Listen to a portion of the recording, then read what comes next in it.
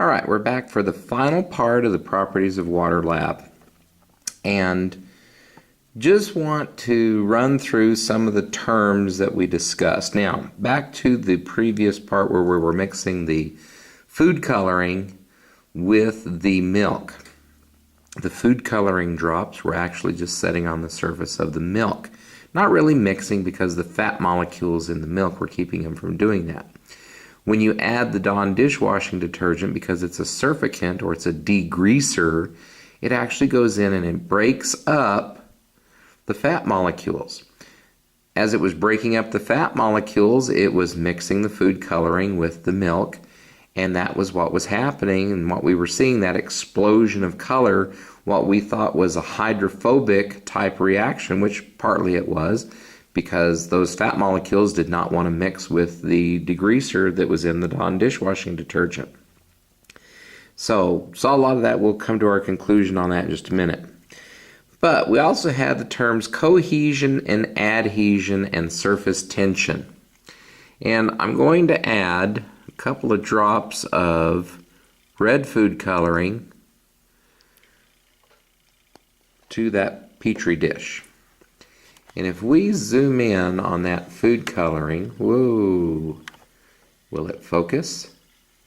And it will not focus because we're too close. Let's back out just a little bit. Okay. We can see cohesion, we can see adhesion, and we can see surface tension right here. These drops are not laying flat on this Petri dish. As a matter of fact, if I take this toothpick and I put it down, you can see that it actually broke through the top of the water. That's the surface tension that holds these molecules together.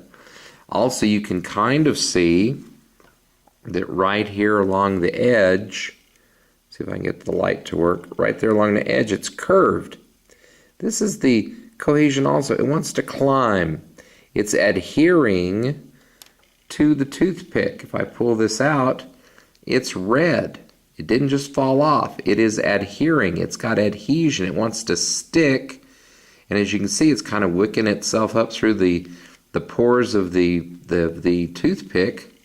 The cells of the toothpick are pulling it up there because they're drier, and water likes to go where it's dry, so it's actually moving its way up the toothpick. But that's a combination of adhesion, cohesion, and this is a good illustration of, wait for it, are you sitting down? Capillary action. These toothpicks are made out of wood. Wood is just cellulose. It's a combination of tightly packed cells of plant material. And this food coloring is working its way up through those food cells, and you can see it right there. That is capillary action working right now. This also explains why when you leave your soda pop from McDonald's or wherever you got it, it's got a straw in it, and sometimes the pop will be kind of bubbling over the top of the straw. That's called capillary action. So we've illustrated adhesion and cohesion, capillary action. Here's more adhesion. I can turn this up on its side, and it doesn't just fall off. It is still sticking to that Petri dish, and I have this Petri dish turned almost sideways. There it is from the back. So adhesion, cohesion. Wants to form into kind of a round shape. That's the cohesion. Sticking, that's the adhesion. And then let me just check this again right here. Yes, you can see this on the toothpick. It's working its way up through the cells of the wood in the toothpick. That is capillary action because I just poked that straight in there. So we're able to see quite a few of these terms in real life in this laboratory that we've been talking about in the classroom. So now let's go ahead and see if we can't fill out the rest of our lab form here, just in case you were wondering what you needed to put on it. It says, were you able to observe cohesion, adhesion, surface tension, hydrophilic, hydrophobic, and amphiphilic? Oh, what's amphiphilic? Well, amphiphilic is where you have both hydrophobic and hydrophilic tendencies. And believe it or not, this stuff here is amphiphilic. because in one sense it gets dissolved into the water, but in another sense it repels different molecules like the fat molecules off of your dishes, and that's how we get them cleaned. But it dissolves into the water at the same time. So it has the qualities of both hydrophobic and hydrophilic. And that makes it amphiphilic, or having the qualities of both. So, where and how and explain. So, cohesion and adhesion and surface tension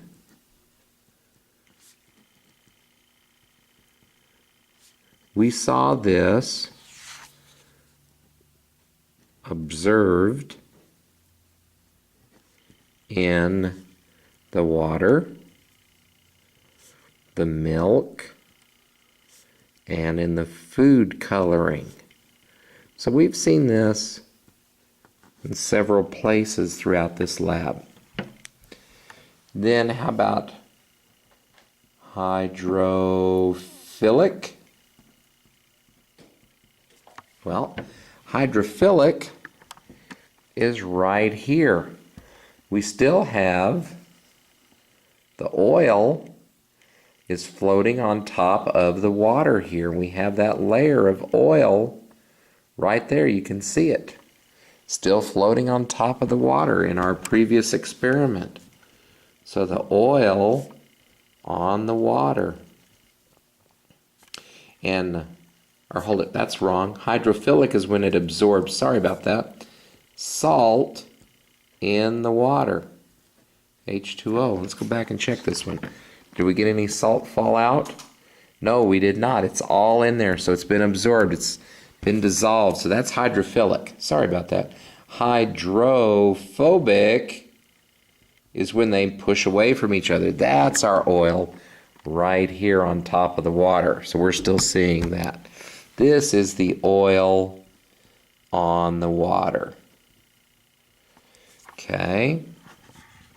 Oil on the water. And then amphiphilic, or amphiphilic,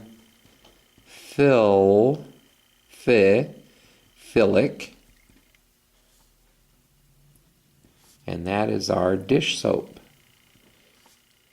Dish soap. And I'm writing almost as bad as some of the kids I have in class. No offense intended, kiddos, but you need to slow down and concentrate on your writing. All right, so we have two things left in our lab form. Conclusions. What actually happened, and did it answer the question we posed at the beginning? Now, in experiment number one, we mixed different substances with the water. And did those different substances do what we thought they were going to do? The answer is yes. We observed different properties of water, of H2O. In experiment number two, it says using the equipment provided, follow the procedure on the overhead and see if you can observe any unique properties of water you may have already researched. And that was using the magic milk experiment. On this one, we saw yes. We saw several examples of the terms studied. Okay, now, last question. This can go on the back. It says, what did you personally learn from this lab which you did not know before? Please answer in at least one complete paragraph. You may do this on a separate sheet of paper and attach, or in the case of our lab form, you can do it right here on the back.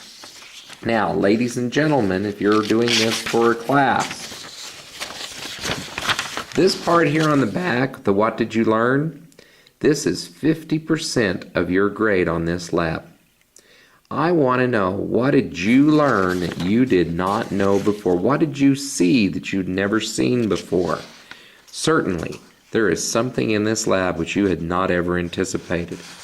So 50% of your grade is going to be off of that last question, because this we've done together as a group. We will do this together as a group in the classroom. Now all you have to do is, if you're doing the lab form, you turn this in and get your credit for the lab. If you've been watching this series of videos on this lab and you've enjoyed it and gotten some ideas, let me know through the comments section. And then stay tuned for the next lab from Hobbs High School this year, and it will be coming shortly.